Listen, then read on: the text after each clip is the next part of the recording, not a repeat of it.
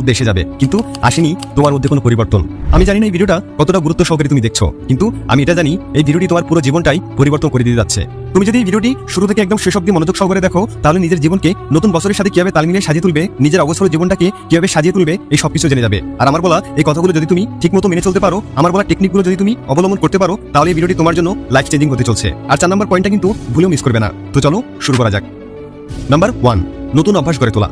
তুমি কি জানো তোমার আজকের অভ্যাসগুলো গড়ে তুলছে তোমার আগামীকাল। প্রতিদিন আমরা অনেক কাজ করি, ছোট ছোট অনেক সিদ্ধান্ত নেই, এগুলো অনেকটাই আমাদের অভ্যাসে পরিণত হয়। তবে কেমন হবে যদি অভ্যাসগুলো একটু সচেতনভাবে তৈরি করা যায়, যদি প্রতিদিনের ছোট্ট পরিবর্তন তোমার বড় স্বপ্নকে বাস্তবের পথে নিয়ে যায়। নতুন অভ্যাস শুরু করা অনেক কঠিন মনে হতে পারে, শুরুতে হয়তো মনে হবে আমি পারবো না, এটা খুব কঠিন। কিন্তু মনে রেখো, বড় কোনো পরিবর্তন রাতারাতি আসে না, এটি আসে প্রতিদিনের ছোট ছোট পদক্ষেপ থেকে।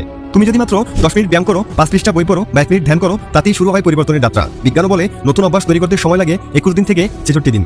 যতদিন তুমি একাগ্রতা ও ধৈর্য ধরে চর্চা চালিয়ে যাবে, তা ঠিক ততটাই তোমার জীবনের অংশ হয়ে যাবে।